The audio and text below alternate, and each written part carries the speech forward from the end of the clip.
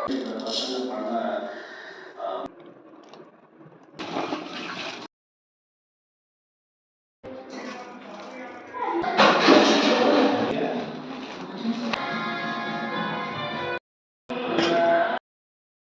Friends, எல்லாருக்கும் வணக்கம். கண்டிப்பாக எப்பவும் போல் இன்றைக்கி ஒரு யூஸ்ஃபுல்லான விலாக் தான் ஷேர் பண்ணியிருக்கிறேன். பொதுவாக சமையல்னாலே நம்மளுக்கு ஒரே டென்ஷன் தான். அதுவும் வீக் டேஸில் ரொம்ப ஹரிபரியாக இருப்போம்.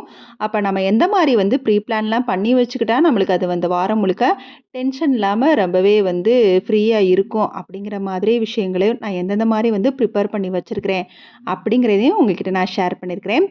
அதோட சூப்பரான ஒரு தக்காளி சாதம். இந்த தக்காளி சாதம் கண்டிப்பாக ரொம்பவே உங்கள் எல்லாருக்குமே பிடிக்கும். அந்தளவுக்கு பிரியாணி டேஸ்ட்டில் இருக்கும். அதுக்கு கிரேவியாக உருளைக்கிழங்கு கிரேவி தான் வச்சுருக்கிறேன். ரெண்டையும் சேர்த்து வச்சு சாப்பிட்றப்ப செம்ம டேஸ்ட்டாக இருக்கும். இந்த மாதிரி தக்காளி சாதத்தை நீங்களும் ட்ரை பண்ணி பாருங்கள். வீடியோக்குள்ளே போகிறதுக்கு முன்னாடி இந்த வீடியோ பார்த்துக்கிட்டு இருக்கவங்களுக்கும் என்ன இது வரைக்கும் சப்போர்ட் பண்ணவங்களுக்கும் ரொம்ப ரொம்ப நன்றி. இந்த வீடியோ கண்டிப்பாக உங்களுக்கு யூஸ்ஃபுல்லாக இருந்தால் லைக் கொடுக்க மறந்துடாதீங்க. நீங்கள் கொடுக்குற ஒவ்வொரு லைக்கும் எனக்கு ரொம்பவே என்கரேஜ்மெண்ட்டாக இருக்கும். இன்னுமே நிறைய விஷயங்களை ஷேர் பண்ணுறதுக்கான ஒரு பெரிய மோட்டிவேஷனாக இருக்கும். கண்டிப்பாக இந்த வீடியோவை பிடிச்சிருந்தா லைக் பண்ணி உங்கள் ஃப்ரெண்ட்ஸ் அண்ட் ஃபேமிலிக்கும் ஷேர் பண்ணுங்கள். அதோட நம்ம சேனலையும் மறக்காமல் சப்ஸ்கிரைப் பண்ணுங்கள். சண்டேனாலே கொஞ்சம் லேசியாக தான் இருக்கும். அந்த மாதிரி மார்னிங் பிரேக்ஃபாஸ்ட்டெல்லாம் முடிச்சு கிச்சன் க்ளீனிங்லாம் முடிச்சுட்டு இன்றைக்கி நான்வெஜ் எதுவும் எடுக்கலை.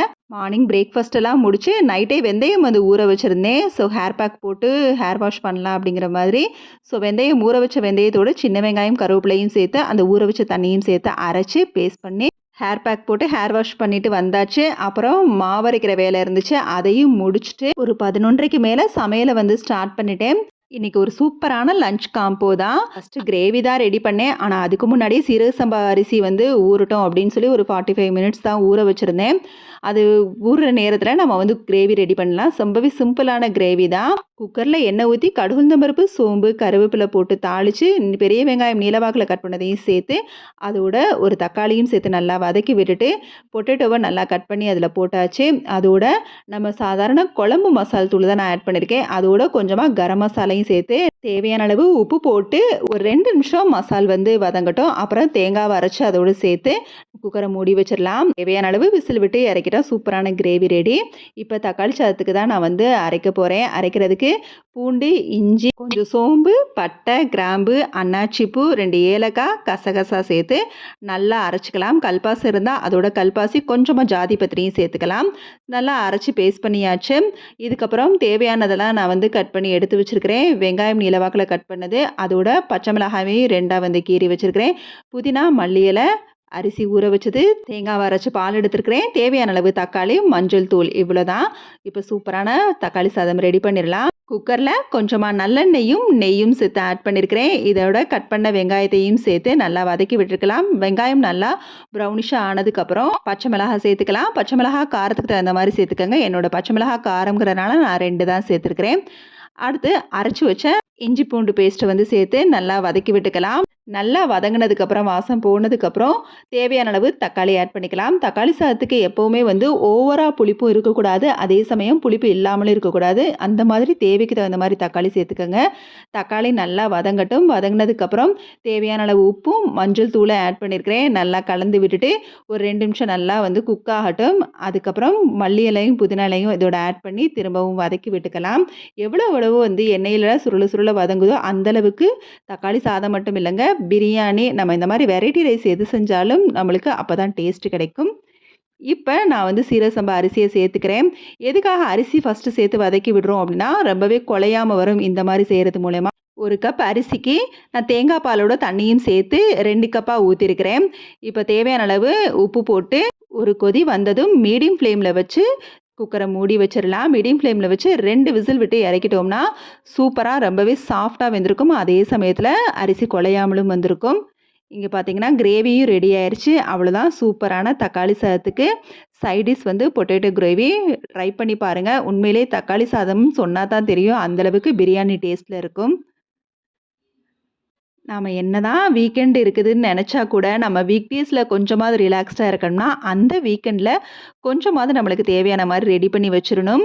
நான் ரொம்பலாம் ரெடி பண்ண மாட்டேன் வீக் ஃபுல்லா. ஆனா, இந்த வீக் வந்து கொஞ்சம் எனக்கு நெறைய வொர்க் இருக்கனால, வாரம் முழுக்க தேவையானத வந்து அந்த வீக்ல நான் வந்து எந்த அளவுக்கு ஹரிபரியா இருக்கிறேனோ, அதெல்லாம் பார்த்து வாரம் முழுக்க தேவைன்னா ரெடி பண்ணிக்குவேன். அப்படி இல்லன்னா 2 டேஸ் ஒன்ஸ் வந்து ரெடி பண்ணி வச்சுக்குவேன்.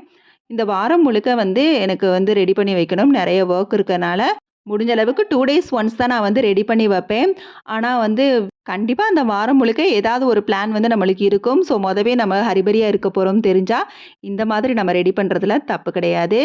ஸோ நான் வந்து தேவையான காய்கறிகள் அதாவது திங்கள், செவ்வாய், புதன், வியாழன், வெள்ளின்னு என்ன செய்யணுமோ அத ஃபுல்லா வந்து நானு வந்து வாங்கி வச்சுட்டேன். கண்டிப்பா என்னோட சமையல்ல வாரத்துல 1 நாள் வந்து கீரை இருக்கும். அது மட்டும் இல்லாம காய்கறி எல்லாமே சேர்த்துக்குவேன். கேரட்ட வந்து டெய்லி வந்து ஸ்நாக்ஸாவும் டெய்லி இல்லன்னா கூட 1 நாள் விட்டு 1 நாள் ஸ்நாக்ஸா வந்து எனக்கு கேரட் தான் எங்க வீட்ல. ஸோ தேவையானது ஃபுல்லாவே வாங்கி வச்சாச்சு. அதே மாதிரி இந்த மாதிரி ரெடி பண்றது மூலியமா நம்மளுக்கு வந்து எந்த ஒரு டென்ஷனும் இருக்காது. இன்னொன்னு கண்டிப்பா வந்து எல்லா காய்கறிகளையும் வந்து சேர்த்துக்கிறது நல்லது. ஒரு வாரத்துல வந்து இந்த காய்கறிகள்லாம் நம்ம யூஸ் பண்ணியிருக்கோம்னு தெரிஞ்சோம்னா, அந்த அடுத்த வாரத்துல வந்து காய்கறிகள வந்து சேஞ்ச் பண்ணி பாருங்க. நம்ம சமையல்ல கொஞ்சமாவது வந்து டிஃபரெண்ட் இருக்கணும்ல அதுக்காக. சேனக்கிழங்கெல்லாம் வாங்குன உடனே வந்து நம்ம யூஸ் பண்ணக்கூடாது. வாங்கி ஒரு 4, 5 நாள் காய விட்டுட்டு அப்புறம் வந்து யூஸ் பண்ணணும். அப்படி இல்லன்னா நாக்கரிக்கும். இந்த வாரம் மண்டே நான் சமையலா வந்து கீரையும், அதுக்கு காய் வந்து பாகக்காவும் தான் மண்டே சமையலோட பிளானு. டியூஸ்டே என்ன அப்படின்னா, வெள்ள பூண்டு குழம்பும், அதோட கோவக்காவும் தான். அடுத்து வெட்னஸ்டே வந்து சப்பாத்தி, அதுக்கு பச்சை பட்டாணி கிரேவி. வீக் ஃபுல்லா வந்து ஒரே மாரி சாப்பிடணும் அதுக்கு வந்து வெரைட்டி ரைஸ் இல்லன்னா சப்பாத்தி வந்து வீக் டேஸ்ல வந்து 1 நாள் இருக்கும். இந்த கருவேப்பில, மல்லி இல, புதினா இது இருந்தா ரொம்பவே வந்து யூஸ்ஃபுல்லா இருக்கும். ஸோ, அதுக்காக இந்த மாரி பாக்ஸ்ல நம்ம இப்படி ஸ்டோர் பண்ணி வைக்கிறது மூலியமா 1 வீக் என்னங்க 10 டேஸ் கூட சூப்பரா இருக்கும். அப்படியே நம்மளுக்கு ஃப்ரெஷ்ஷாவே இருக்கும். அப்படி கவர்ல போட்டு வச்சுட்டோம்னா, நம்மளுக்கு வந்து வேகமா வந்து அழுகல் ஆயிருது. ஏன்னா வீக் ஃபுல்லா வந்து நான் நெல்லிக்காய் ஜூஸ் வந்து எடுத்துக்கிறதுனால, கருவேப்பில எங்களுக்கு எவ்வளோ இருந்தாலும் பத்தாது. அந்த மாதிரி தான் இப்ப ரீசென்ட் டேஸா ரொம்பவே வந்து ஃபாலோ பண்ற விஷயம். திங்கட்கிழமை கீரைக்கு வந்து இந்த வாரம் வந்து பருப்பு கீரை தான் வாங்கியிருக்கிறேன். அதிகமா வந்து முருங்கைக்கீரை வந்து வாங்குவேன். ஸோ ஒரு நாள் வந்து நம்மளால வந்து செய்ய முடியல அப்படின்னா, முருங்கைக்கீரை வாங்குறத அவாய்ட் பண்ணிக்குவோம்.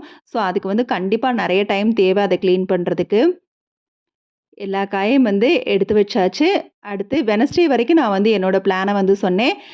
வியாழக்கிழமை என்ன சமையல் அப்படின்னா, வெந்தய குழம்பும், பீட்ரூட் பொரியலும். வெள்ளிக்கிழமை பருப்பும், இந்த சேனக்கிழங்கும் தான்.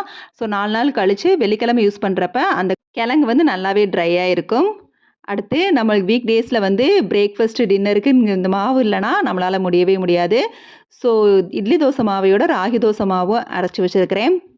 அப்புறம் லெமனும் எப்பவுமே வந்து வீட்ல வந்து ஸ்டோர் பண்ணி வச்சிருப்பேன். நம்ம பூஜை அறைக்கும் வேணும், வீட்டு வாசல்ல வைக்கிறதுக்கும் எலுமிச்சம்பழம் வேணும். அதோட நெல்லிக்காவும் எடுத்து வச்சிருக்கிறேன். வீக் ஃபுல்லா வந்து நெல்லிக்காய் அதுவும் இப்போ வந்து வெயில் வேற. ஸோ நெல்லிக்காய் ஜூஸ் அதிகமா எடுத்துக்கங்க. நெல்லிக்காய் ஜூஸ் எடுக்கிறப்ப வார்ம் வாட்டர் வந்து கலந்து எடுத்துக்கிறது ரொம்பவே நல்லது. சளி பிடிக்காது. இப்போ ஃபுல்லா எடுத்து பாக்ஸ்ல ஸ்டோர் பண்ணியாச்சு. இது வந்து மறுநாள் காலைக்கு வந்து இந்த மாதிரி ப்ரீ பிளானா வந்து எடுத்து வச்சுட்டோம் அப்படின்னா, எழுந்ததும் வந்து கிச்சனுக்கு வர்றப்பயே நம்மளுக்கு ஒரு டென்ஷன் இல்லாம இருக்கும். எல்லாமே ரெடியா இருக்குதுங்கிற மாரி. ஸோ நான் சாப்பாட்டு அரிசி தனியா எடுத்து வச்சிருக்கிறேன். மார்னிங் பிரேக்ஃபாஸ்ட்டா கருப்பு கவுனி அரிசி கஞ்சிக்கு தான் வந்து அரிசி ஊற வச்சிருக்கிறேன். அதோட தனியா எனக்கு மட்டும் சாமை அரிசி வந்து குக் பண்றதுக்கு எடுத்துக்கிறேன். காய் வந்து பாகக்காய்ங்கிறதுனால அதையும் வெளியிலேயே வந்து எடுத்து வச்சுட்டேன்.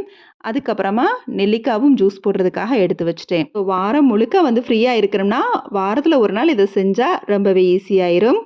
Okay, bye. தேங்க்ஸ் ஃபார் வாட்சிங்.